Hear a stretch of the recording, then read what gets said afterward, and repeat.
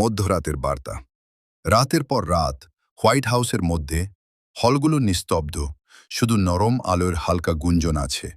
রাষ্ট্রপতি ওভাল অফিসে একা বসে আছেন, তাৎক্ষণিক বার্তা যাচাই করছেন। হঠাৎ একটি সিকিউর ফোন জলজল করতে শুরু করে। একটি রহস্যময়, ট্র্যাক করা সম্ভব নয় এমন কল। মহামান্য রাষ্ট্রপতি, ফিস ফিস করে, প্রায় শোনার মতো নয়। আপনার কাছে 1 ঘন্টারও কম সময় আছে, একটি সংকট রোধ করার জন্য যা পুরো বিশ্বকে প্রভাবিত করতে পারে। তিনি স্তম্ভিত হন।